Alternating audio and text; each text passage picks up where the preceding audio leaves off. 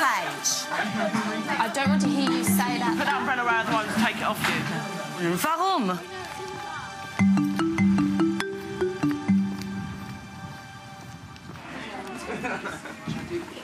How do you move from a spoon-feeding culture to one where students learn independently? It was a problem identified by Ofsted at Carshalton Boys, a non-selective school in a selective authority.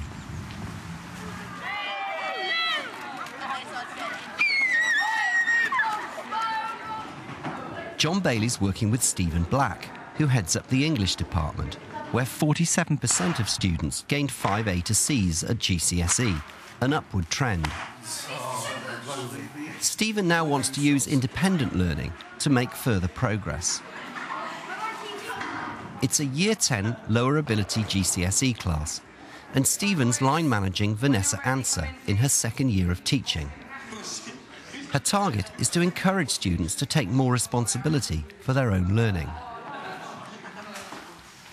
Vanessa previously worked in advertising, and she's using her creative skills to encourage the boys to write a piece of original coursework. OK, boys, if you can just write down the title for today and the aim in your books. Well, I'm going to show you a series of pictures, 3 pictures to begin with, and I want you to tell me the story that's behind each of these pictures. Got a nice voice, and she sounds like a singer, doesn't she? Absolutely, yeah, she does, yeah. She's got a great voice, yeah. He does look scared as he's falling down. What's the story, though? I just fell off a Humpty Dumpty. Essentially, he fell off a wall. Yeah. Suicidal egg. A suicidal egg. He's got problems at home. Possibly got problems at home, yeah. He wants to go free range. He wants to go free range, so he's tired of his life. I thought the way she manipulated that stimulus material at the beginning was excellent. You're not trying to find out how good an acrobat the teacher is, you're trying to find out whether or not the children are learning to juggle. Exactly. And it stimulated lots of adventurous language. It did. Adventurous language, lateral thinking, all sorts of stuff. There were some lovely ideas coming out. OK. What about this one? This might be a bit more tricky. Bible story. No, not exactly. But it is an old story, probably about 3,000 years old. Exactly. What's his name? OK, that's exactly the story. It's the story of Icarus. She's getting some lovely language out, particularly from the back of the room. They're sort of there. They're trying to make up their minds, but they're pretty much engaged. I mean, she's got the room. Essentially, your coursework for original writing this half-term is to write any story which inspired the picture that I'm going to show you. I want you to look at this picture, react to it in any way. Gasp. Who gasped? Jack.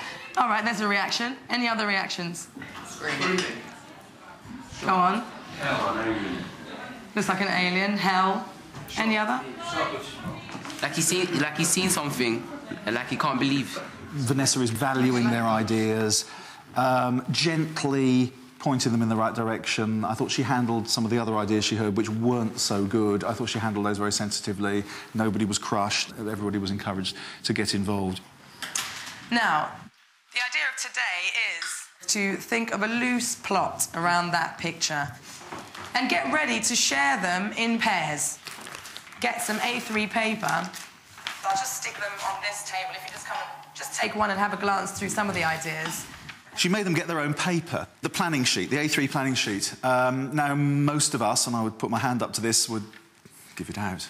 But actually, I think it's right. I think you have to... My own understanding of the way that you get independent learning working is it has to be structural. It has to be seeping out of every wall.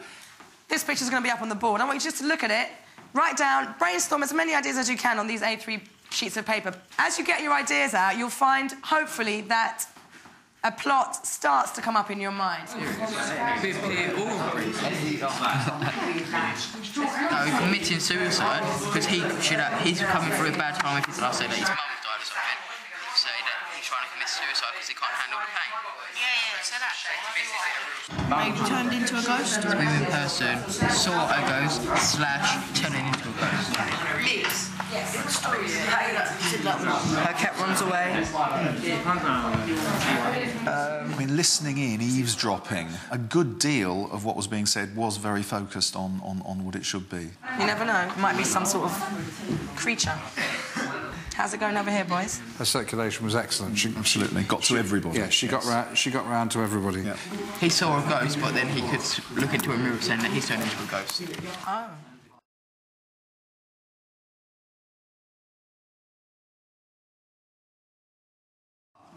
It's 15 minutes into the lesson.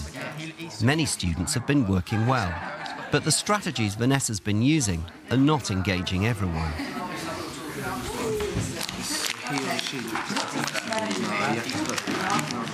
Once they got onto task, I became concerned, and I wondered that some students might be falling off.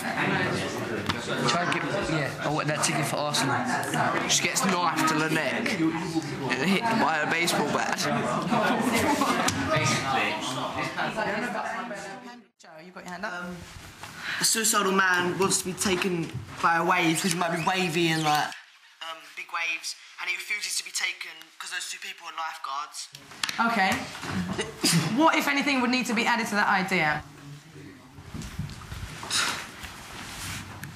See, that bit was great, but it comes and it goes, doesn't it? It does, yes, yes. Taking part in class discussions is not a sort of icing on the cake. It's actually, to me, as an English teacher, it's absolutely fundamental. You know, you're forced to think on your feet. But what led to that? Yes. People in the background don't really look like lifeguards, they look like they're in suits. Saturday. I see her Sunday with Jim. Then there could be loads of war and there could be something here. Would you go straight from this to a story, or would you do a storyboard or something in between? Probably go straight to the story.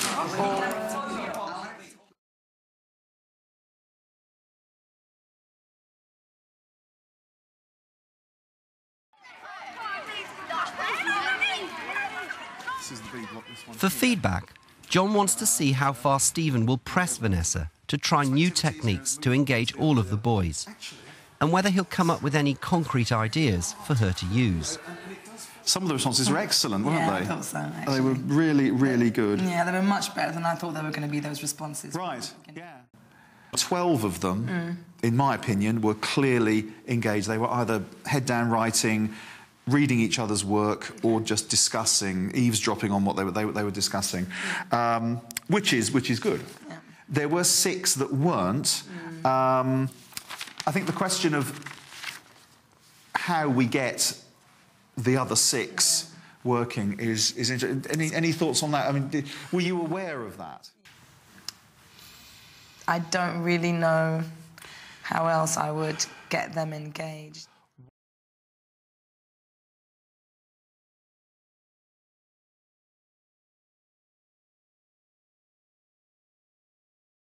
What they need is they need structure. They lack structure. I wonder if one way of doing it would be ensuring that everybody drafts a piece of written work. And you could see, you know, yes, he started with this idea, he's changed it, he's enriched the vocabulary, which is the kind of thing you were telling them to do today. I probably need to move into a different position. Some ideas have emerged to help the boys learn independently. Right. But John still wants to challenge Vanessa and Stephen to give more explicit guidance than they may be willing to. I'm wondering how far away they are from being able to respond fully. How could we let the students know what that vision is, or is it something that you work privately towards without sharing with them? I think they know how I feel about these things and what I expect them to be. But, you know, beyond that, I don't have a set of targets on the wall.